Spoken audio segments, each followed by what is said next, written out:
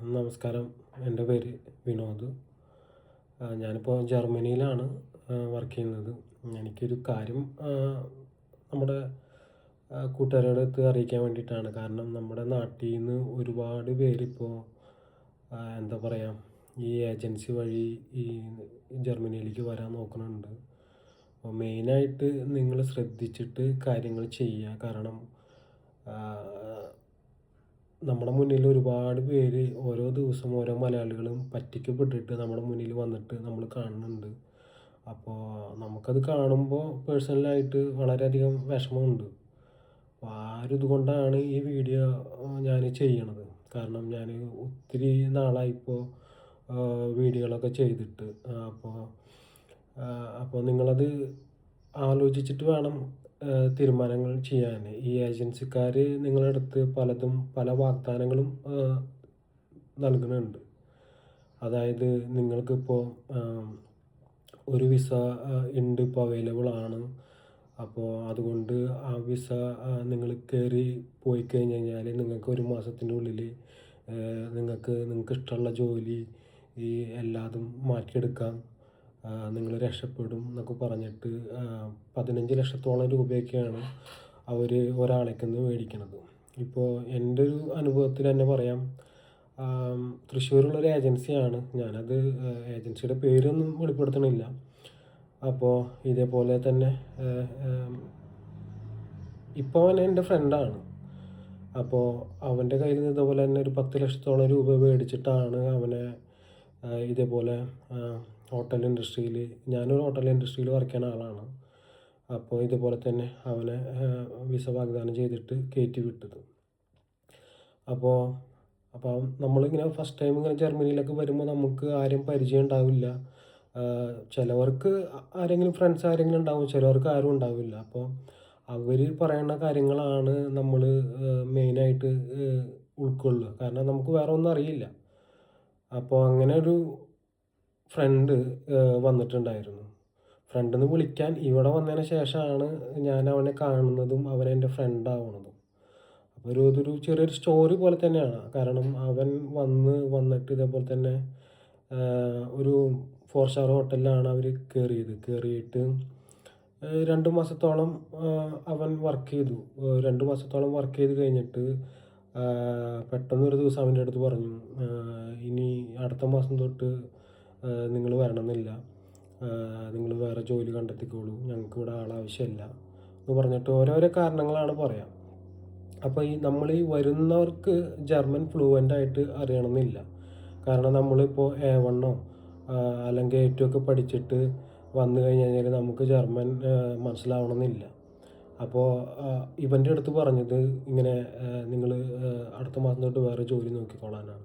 അപ്പോൾ സ്വാഭാവികമായിട്ടും അവൻ എന്താ ചെയ്തതെന്ന് വെച്ച് കഴിഞ്ഞാൽ അവൻ്റെ ഏജൻസിനെ കോൺടാക്ട് ചെയ്തിട്ട് പറഞ്ഞു, എൻ്റെ ജോലി പോയി, ഇനി എനിക്ക് എന്താ ചെയ്യണമെന്ന് അറിയില്ല. അപ്പോൾ അവർ പറഞ്ഞത് എന്താ വെച്ച് കഴിഞ്ഞാൽ, നിങ്ങളൊരു കാര്യം പേടിക്കേണ്ട, ഞങ്ങൾ വേറെ ജോലി നോക്കുന്നുണ്ട് എന്ന് പറഞ്ഞിട്ട് അവനൊരു 10-15 ദിവസത്തോളം കഴിഞ്ഞിട്ട് അവൻ ഇതേപോലെ തന്നെ വേറൊരു ജർമ്മൻ റെസ്റ്റോറൻറ്റിലേക്ക് വിട്ടു. അപ്പോൾ അവൻ അതേപോലെ ആ ജർമ്മൻ റെസ്റ്റോറൻറ്റിൽ പോയി ഇതെല്ലാം തനിയാണ് കേട്ടോ ചെയ്യണത്. കാരണം വേറെ ആരും സഹായിക്കാനൊന്നും ഉണ്ടാവില്ല. ഇവൻ ഒറ്റയ്ക്ക് തന്നെ ട്രെയിനൊക്കെ എടുത്ത് അവിടെ പോകണു. അങ്ങനെ അവിടെ ജോലിയിൽ കയറുന്നു. അങ്ങനെ ജോലി സ്റ്റാർട്ട് ചെയ്ത് ഒരു 3 മാസം കഴിയുമ്പോൾ ഇവനോടത്ത് വീണ്ടും പറഞ്ഞു, അടുത്ത മാസം തൊട്ട് നിങ്ങളിവിടെ വരണമെന്നില്ല, ഞങ്ങൾക്ക് ഇവിടെ തിരക്കില്ല, അങ്ങനെയാണെന്നുണ്ട് പല കാരണങ്ങളും പറയും. അങ്ങനെ അവനെ അവിടെ നിന്ന് പറഞ്ഞു വെച്ചു. അപ്പോൾ വീണ്ടും ഇതേപോലെ തന്നെ ഇവൻ്റെ അടുത്ത് ഇവൻ വിളിച്ചു ഏജൻസീനെ കോൺടാക്ട് ചെയ്തിട്ട് പറഞ്ഞു, നിങ്ങൾ എന്താ പറയുക, എൻ്റെ ജോലി പോയി വീണ്ടും, എന്താ ഒരു കാരണം എന്ന് വ്യക്തമായിട്ട് പറയണില്ല, ഇവിടെ ആളാവശ്യമില്ല എന്നൊക്കെയാണ് പറയണത്.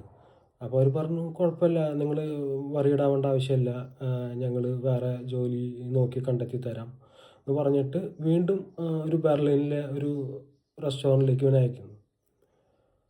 അപ്പോൾ അതിൻ്റെ ഇടയ്ക്കാണ് ഞാനും ഇവനെ പരിചയപ്പെട്ടത്. യാദൃശ്ചികമായി എൻ്റെ ഒരു ഫ്രണ്ടിൻ്റെ മുഖാന്തരമാണ് ഇവനെ കണ്ട് പരിചയപ്പെട്ട് ഇവനോട് സൗഹൃദമായിട്ട്. അപ്പോഴാണ് ഇവൻ്റെ കഥകളൊക്കെ പറയുന്നത്. അപ്പോൾ ഇവൻ ബെർലിനിൽ പോയി. അപ്പോൾ അത് എൻ്റെ വീട്ടിൽ ഇവനൊരു ഒരു ഒരു വീക്കോളം ഇവൻ വന്ന് താമസിച്ചിട്ടുണ്ടായിരുന്നു. കാരണം ഈ ജോലി പോകുമ്പോൾ സ്വാഭാവികമായിട്ടും ഇവർക്ക് താമസിക്കാൻ സൗകര്യം ഉണ്ടാവില്ല. കാരണം ഈ ഹോട്ടലുകാർ തന്നെയാണ് ഇവർക്ക് അക്കോമഡേഷൻ കൊടുക്കുന്നത്. അപ്പോൾ അക്കോമഡേഷൻ ഇവർ ജോലി നിങ്ങൾക്ക് അടുത്ത മാസം തൊട്ട് ഇല്ല എന്ന് പറയുമ്പോൾ സ്വാഭാവികമായിട്ടും അക്കോമഡേഷൻ ഉണ്ടാവില്ല. അപ്പോൾ അവനെ ഞാൻ അതിന് മുന്നേ പരിചയപ്പെട്ട കാരണം അവനെ ഏത് വിഷമഘട്ടത്തിലും എൻ്റെ അടുത്ത് വരാൻ ഞാൻ അവൻ്റെ അടുത്ത് പറഞ്ഞിട്ടുണ്ടായിരുന്നു. അപ്പോൾ അവൻ വിളിച്ചിട്ട് പറഞ്ഞു, ബ്രോ എൻ്റെ ജോലി പോയി, അപ്പോൾ ഞാനൊരു വീക്കവിടെ വന്ന് നിന്നോട്ടെ, ഏജൻസിക്കാർ പുതിയ ജോലി ശരിയാക്കി തരാമെന്ന് പറഞ്ഞിട്ടുണ്ട്. അപ്പോൾ ഞാൻ അവനോട് നീ വായ കുഴപ്പമൊന്നുമില്ല എന്ന് പറഞ്ഞു. അങ്ങനെ അവൻ ട്രെയിൻ പിടിച്ച് എൻ്റെ അടുത്ത് വന്നു. എൻ്റെ അടുത്ത് ഇങ്ങനത്തെ കാര്യങ്ങളും കഥകളൊക്കെ പറഞ്ഞു. പിന്നെയാണ് ഞാൻ അറിയണത് എന്താണെന്ന് വെച്ച് കഴിഞ്ഞാൽ ഈ ജോലി ഏജൻസിക്കാർ തരപ്പെടുത്തിയിട്ട് കൊടുക്കുമ്പോൾ പുതിയ ജോലി നിനക്ക് ഞങ്ങൾ മേടിച്ചു തന്നു, അതിൻ്റെ ഫീസായിട്ട് 500 യൂറോ 600 യൂറോ ഇതിൻ്റെയൊക്കെ ബില്ല് ആണ് ഇവർ കൊടുത്തുകൊണ്ടിരിക്കുന്നത്. നാട്ടിൽ നിന്ന് 10 ലക്ഷം മേടിച്ചത് കൂടാതെ ഇതേമാതിരി ജോലി മാറുമ്പോൾ ഇവർ 500 യൂറോ 600 യൂറോ 500 യൂറോ എന്നൊക്കെ പറയുമ്പോൾ നിങ്ങൾക്കറിയാമല്ലോ എത്ര നാട്ടിലൊരു 50,000-ൻ്റെ അടുത്ത് ഉണ്ടാവും. ഇപ്പോൾ കണക്കനുസരിച്ചിൽ 19 രൂപയുടെ അടുത്തുണ്ട്. അപ്പോൾ അപ്പോൾ ഇങ്ങനെ മാറി മാറി കൊടുത്തുകൊണ്ടിരിക്കുകയാണ് ഇവൻ. ഇവനാണെങ്കിൽ ലോൺ എടുത്തിട്ടാണ് വന്നത്. അപ്പോൾ ലോണിലേക്ക് പൈസ പോണില്ല. ഇവനെ വീട്ടുകാർ വിളിക്കാൻ ഇവനെ പറ്റണില്ല. കാരണം ഇങ്ങനെ പെട്ട് കിടക്കുമ്പോൾ ഒരു മനസ്സമാധാനം ഉണ്ടാവില്ലല്ലോ. അപ്പോൾ അതുകൊണ്ട് ഇവൻ വീട്ടിലേക്കും വിളിക്കണില്ല. ഓഡിയോ കോൾ മാത്രം ചെയ്യുക. കാരണം ഇവൻ മാനസികമായിട്ട് സമ്മർദ്ദത്തിലായിട്ട് ഭക്ഷണം കഴിക്കണില്ല. ആൾ ആകെ ക്ഷീണിച്ചു. അപ്പോൾ അതുകൊണ്ട് അവൻ വീട്ടുകാരെ വീഡിയോ കോൾ വിളിക്കണില്ല. അപ്പോൾ അവർ പറയുന്നുണ്ട്, നീ എന്താ വീഡിയോ കോൾ വിളിക്കാതെ? അപ്പോൾ അവൻ പറയണത് ഇല്ല ഒന്നുമില്ല, ഓഡിയോ കോൾ നല്ലതെന്ന് പറഞ്ഞിട്ട് ഇവൻ ഒഴിവാക്കുക. കാരണം ഇവൻ്റെ കോലം കാണുമ്പോൾ നമ്മുടെ ആരായാലും നമ്മുടെ അച്ഛനമ്മമാർ നമ്മുടെ ഫേസ് അല്ലെങ്കിൽ നമ്മുടെ ബോഡി ലാംഗ്വേജ് കാണുമ്പോൾ അവർക്കറിയാമല്ലോ എന്തോ ഇവൻ പെട്ട് കിടക്കുകയാണെന്ന്. അപ്പോൾ അത് അവരറിയണ്ടെന്ന് വെച്ചിട്ടാണ് ഇവൻ ഇങ്ങനെ ചെയ്തുകൊണ്ടിരുന്നത്. അപ്പോൾ ഇവൻ പറഞ്ഞിങ്ങനെ ഓരോ കാര്യങ്ങൾ പറഞ്ഞിട്ട് ഇങ്ങനെ ജോലി മാറിക്കൊണ്ടിരിക്കുകയാണ്. അപ്പം ഞങ്ങൾ ഇതിൻ്റെ ഇടയ്ക്കാണ് ഞങ്ങൾ അന്വേഷിച്ചത്. ഞങ്ങൾ ഈ ഏജൻസിയിലെ ഒരാളെ ഞങ്ങൾ വേറൊരു ഫ്രണ്ട് വഴി കോണ്ടാക്ട് ചെയ്തിട്ട് കുറച്ച് റൂഡായിട്ട് തന്നെ സംസാരിച്ചു. അപ്പോൾ ആൾ പറഞ്ഞതെന്ന് വെച്ച് കഴിഞ്ഞാൽ ആൾക്ക് അത് സംസാരത്തിൽ ആൾക്ക് ഒരു പന്തിയില്ലായ്മ തോന്നിയ കാരണം ആൾ കുറച്ച് കാര്യങ്ങളൊക്കെ പറഞ്ഞു തുടങ്ങി. അപ്പോൾ സംഭവം ഇതെന്താ വെച്ച് കഴിഞ്ഞാൽ ഇതൊരു മാൻ പവർ കൺസൾട്ടൻസിയാണ്.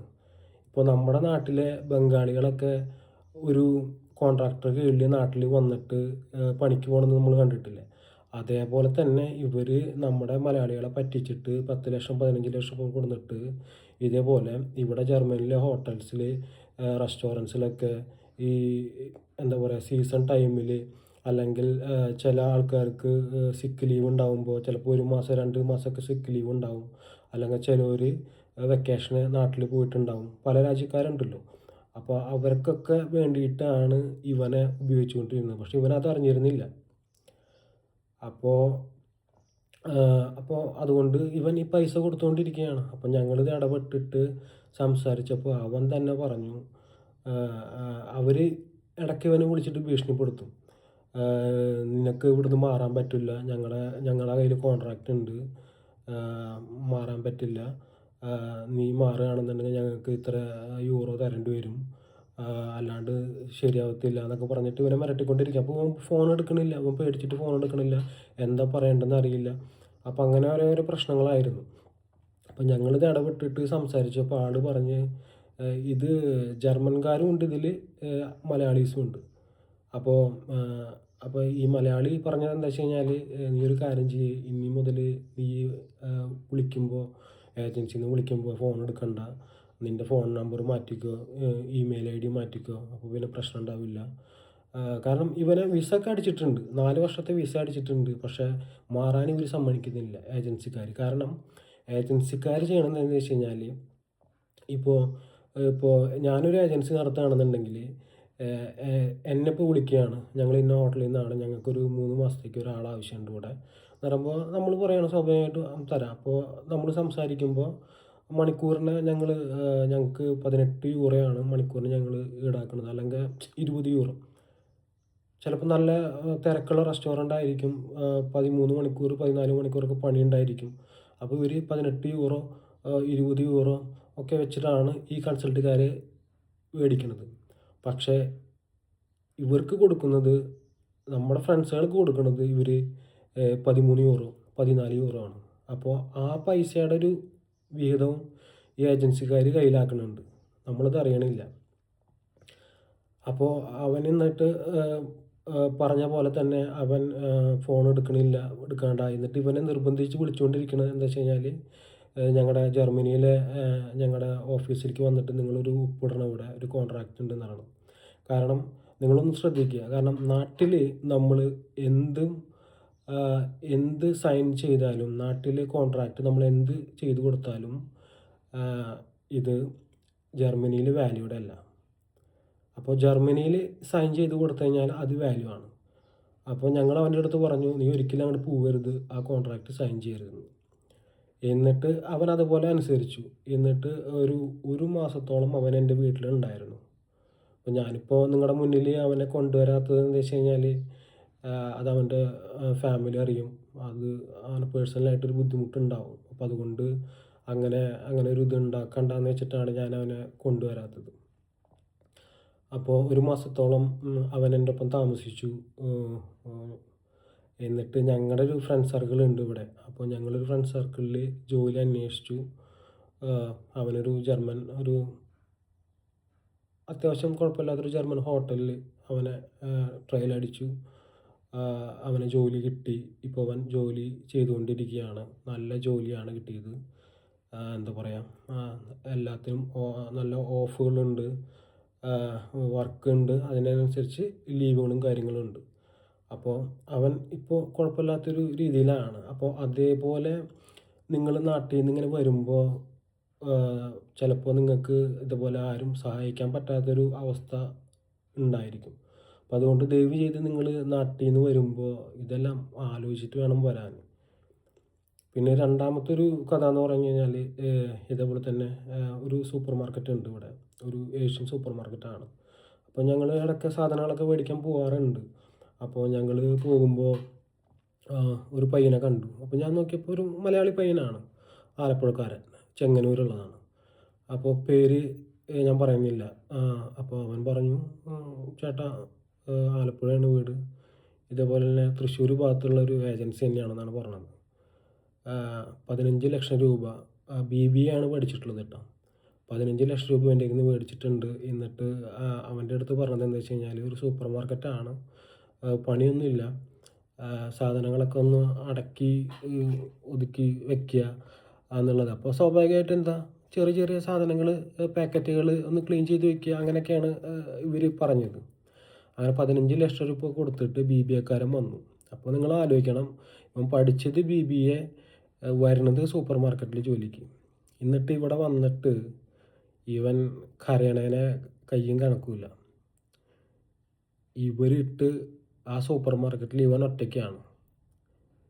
അണ്ടർഗ്രൗണ്ടിലാണ് ഇതിൻ്റെ സ്റ്റോറേജും കാര്യങ്ങളും വരുന്നത്. അവിടുന്ന് ലോഡ് എടുത്തിട്ട് ഇവൻ മുകളിൽ കൊണ്ടുവരുന്നു, ഇതാക്കുന്നു. ഒരു 9 മണിക്ക് ഡ്യൂട്ടി തുടങ്ങി കഴിഞ്ഞാൽ രാത്രി 11 മണി വരെയൊക്കെയാണ് ജോലി ചെയ്യണത്. അപ്പോൾ മാനസികമായിട്ടുണ്ടാകുന്ന കാര്യങ്ങളൊക്കെ നിങ്ങൾക്കറിയാമല്ലോ. അപ്പോൾ അതേപോലത്തുള്ള ഒരു ചതിക്കുകളിൽ നിങ്ങൾ പെടാണ്ടിരിക്കുക. നിങ്ങൾ ഇപ്പോൾ സാധാരണ നമ്മളിങ്ങനെ പറയുമ്പോൾ പലരും പറയും, അവൻ രക്ഷപ്പെട്ടുല്ലോ, ബാക്കിയുള്ളവർ വരണേനല്ലേ ഇങ്ങനെയൊക്കെ പറയണത്. പക്ഷേ അതിലുപരി നമ്മൾ കാണുമ്പോൾ ഒരു വിഷമമുണ്ട്. അതുകൊണ്ടാണ് ഞാനിപ്പോൾ ഒരു വീഡിയോ ചെയ്തിട്ട് തന്നെ 2 വർഷത്തോളമായി ഒരു വീഡിയോ ചെയ്തിട്ട്. ഞാൻ നാട്ടിൽ നിന്നൊക്കെ യൂട്യൂബ് ചാനൽ ചെയ്തിട്ട് അങ്ങനെ മറിക്കാം എന്നൊക്കെ ഉള്ളൊരു ഇതിലാണ് യൂട്യൂബ് ചാനൽ തുടങ്ങിയത്. പിന്നെ ജർമ്മനിയിലേക്ക് വരുമ്പോൾ ഞാൻ വിചാരിച്ചു ജർമ്മനിയിൽ വന്ന് പൊളിച്ചടക്കും വീഡിയോ, അതാണ് ഇതാണ്. ഇവിടെ വന്നപ്പോൾ ഒന്നിനൊരു സമയവുമില്ല, ഒരു ഇതുമില്ല. അപ്പോൾ അതൊക്കെ അവിടെ ഇട്ടു. പക്ഷേ ഇപ്പോൾ ഒരു വീഡിയോ ചെയ്യാൻ എനിക്ക് തോന്നിയത് എന്താ വെച്ച് കഴിഞ്ഞാൽ, ഇത്ര ഒരു കാര്യം വന്നപ്പോൾ അത് നമ്മുടെ ഫ്രണ്ട് സർക്കിൾ അല്ലെങ്കിൽ നമ്മുടെ സമൂഹത്തിലേക്ക് അറിയിക്കണം എന്ന് തോന്നി. അതുകൊണ്ട് മാത്രമാണ് ഞാനിങ്ങനെ ഒരു വീഡിയോ ചെയ്യണത്. അപ്പോൾ അതുകൊണ്ട് നിങ്ങൾ സ്കിൽഡ് വർക്കാണോ, നിങ്ങൾക്ക് അതിൻ്റേതായ കഴിവുണ്ടോ, അല്ലെങ്കിൽ നിങ്ങൾ നേരിട്ട് കമ്പനി എടുത്തിട്ടാണോ വരുന്നത്, അങ്ങനെയൊക്കെയാണെങ്കിൽ നിങ്ങൾ ധൈര്യമായിട്ട് കയറി വരാം. അല്ലാതെ ഏജൻസിക്കാർ പറഞ്ഞിട്ട് പല വാഗ്ദാനങ്ങളും നടന്നിട്ട് നിങ്ങളുടെ പ്രൊഫഷൻ അല്ലാണ്ട് വേറെ പ്രൊഫഷൻ നോക്കിയിട്ട് ഇവിടെ വന്നു കഴിഞ്ഞാൽ നിങ്ങൾ പെട്ടുപോകും. തിരുവനന്തപുരത്തുള്ള ഒരു പയ്യൻ 2 ദിവസം മുന്നേ വന്നിട്ടുള്ളത് ക്ലീനിങ് ജോലിക്കാണ് ഒരു റെസ്റ്റോറൻറ്റിൽ. 10 ലക്ഷം രൂപ 12 ലക്ഷം രൂപ കൊടുത്തിട്ടാണ് വന്നതെന്നാണ് എൻ്റെ അടുത്ത് പറഞ്ഞത് എൻ്റെ ഒരു ഫ്രണ്ട്. അപ്പോൾ അവൻ്റെയൊക്കെ അവസ്ഥ, അവൻ ബെർലിനിലാണ് അപ്പോൾ ചെന്ന് പോയിട്ടുള്ളതെന്ന് പറഞ്ഞാൽ അവൻ്റെയൊക്കെ അവസ്ഥ എന്ന് പറയുന്നത് ഊഹിക്കാൻ പറ്റത്തില്ല നമുക്ക്. ഇവിടെ ഇന്ത്യൻ റെസ്റ്റോറൻറ്റുകളിലൊക്കെ നിങ്ങൾ ജോലിക്ക് വരുമ്പോൾ നിങ്ങളൊന്ന് ആലോചിക്കുക. കാരണം നിങ്ങൾക്കൊരു ആഴ്ചയിൽ ഒറ്റ ദിവസം മാത്രമാണ് നിങ്ങൾക്ക് ലീവ് കിട്ടത്തുള്ളൂ. ഞാൻ പറയണത് ഇന്ത്യൻ റെസ്റ്റോറൻറ്റുകളാണ് കേട്ടോ. ഇന്ത്യൻ, ശ്രീലങ്കൻ അങ്ങനത്തെയുള്ള റെസ്റ്റോറൻറ്റുകളുടെ കാര്യമാണ് പറഞ്ഞത്. കാരണം ജർമ്മൻ ഹോട്ടൽസ് അല്ല. ജർമ്മൻ ഹോട്ടൽസിലൊക്കെ നിങ്ങൾക്ക് ജോലി കിട്ടി വരികയാണെന്നുണ്ടെങ്കിൽ നിങ്ങൾക്ക് ഒരുപാട് ബെനിഫിറ്റ്സുകളുണ്ട്. കാരണം 2 ദിവസം ജോലി ചെയ്ത് കഴിഞ്ഞാൽ 1 ദിവസം ഓഫ്, 3 ദിവസം ജോലി ചെയ്ത് കഴിഞ്ഞാൽ 2 ദിവസം ഓഫ്, ഇങ്ങനെ പല പല ബെനിഫിറ്റ്സുകളുണ്ട്. കാരണം ജർമ്മൻകാർ അവരുടേതായിട്ടുള്ള ഒരു ഇതിലാണ് ഫോളോ അപ്പ് ചെയ്തിട്ടാണ് ചെയ്യണത്. പക്ഷേ നിങ്ങൾ റെസ്റ്റോറൻറ്റ് ജോലിക്ക് വരുമ്പോൾ നിങ്ങൾ ആലോചിക്കുക, നിങ്ങൾക്ക് ഒരു ദിവസത്തിൽ അല്ല ഒരു ആഴ്ചയിൽ 1 ദിവസം ലീവ് കിട്ടുള്ളൂ. അപ്പോൾ നിങ്ങൾ എന്താ വിചാരിക്കുക, യൂറോപ്പിൽ വന്ന് അടിച്ചു പൊളിക്കും അങ്ങനെയാണ് ഇങ്ങനെയാണ്. നിങ്ങൾ വന്നു കഴിഞ്ഞാൽ നിങ്ങൾക്ക് ഉറങ്ങാൻ പോലും സമയം കിട്ടില്ല. ഈ ഒരു ദിവസം കൊണ്ട് നിങ്ങൾ ഏതൊക്കെ സ്ഥലങ്ങൾ പോകും? നിങ്ങൾക്ക് വേറൊരു ദിവസം പോലും നിങ്ങൾക്കൊരു ലീവ് നിങ്ങൾക്ക് ഇവിടെ തരില്ല ഇവർ. ഒരു ദിവസം. എൻ്റെ ഒരുപാട് ഫ്രണ്ട്സ് ഇവിടെ വർക്ക് ചെയ്യുന്നുണ്ട് റെസ്റ്റോറൻറ്റുകളിൽ. പിന്നെ നമ്മുടെ നാട്ടിൽ റെസ്റ്റോറൻറ്റിൽ 10ഉം 20ഉം പേര് നിന്നിട്ട് ഫുഡ് അടിച്ചുകൊണ്ടിരിക്കും. ഇവിടെ റെസ്റ്റോറൻറ്റിൽ 2 പേര് മിനിമം പോയി കഴിഞ്ഞാൽ 2 കുക്കുമാരാണ് ഉണ്ടാവുക ഒരു റെസ്റ്റോറൻറ്റിൽ. അതിൻ്റെ ഇടയിൽ പാർട്ടി ഉണ്ടാവും, ചിലപ്പോൾ തിരക്ക് വരും. ഇതൊക്കെ 2 പേര് നിന്നിട്ട് കാര്യങ്ങൾ ചെയ്യണം. മുതലാളിമാരുടെ ഭാഗത്തു നിന്ന് പ്രഷർ, ഫുഡ് നേരത്തിന് വന്നില്ല. അപ്പോൾ നിങ്ങൾ ആലോചിക്കണം 2 പേര് നിന്നിട്ടാണ് ഈ കാര്യങ്ങൾ ചെയ്യണമെന്ന്. അപ്പോൾ ഒത്തിരി പേര് ഇവിടെ നമ്മുടെ നാട്ടിൽ നിന്ന് വന്നിട്ട് വർക്ക് ചെയ്യണവരുണ്ട്. പക്ഷെ അവരാരും ഇങ്ങനെ പറഞ്ഞിട്ടൊന്നും നടക്കുന്നുണ്ടാവില്ല. പക്ഷേ നമ്മൾ കണ്ട അനുഭവങ്ങളാണ് നിങ്ങളുടെ അടുത്ത് ഞാൻ ഷെയർ ചെയ്യണത്. അപ്പോൾ അതുകൊണ്ട് റെസ്റ്റോറൻറ്റ് ഫീൽഡിൽ നിങ്ങൾ വരികയാണെന്നുണ്ടെങ്കിൽ ഇങ്ങനെയൊക്കെ ഉണ്ടാവും, ഇങ്ങനെയൊക്കെയാണ് ജീവിതം എന്ന് ആലോചിച്ചിട്ട് വരിക. പിന്നെ എന്താ വെച്ച് കഴിഞ്ഞാൽ സ്ട്രഗിൾ ചെയ്തിട്ട് നമുക്കൊരു മെച്യൂരിറ്റി ഒക്കെ വരുമ്പോൾ നമുക്ക് എവിടെയെങ്കിലുമൊക്കെ മാറാനുള്ളൊരു ചാൻസുകളൊക്കെ വരുമ്പോൾ നോക്കുക.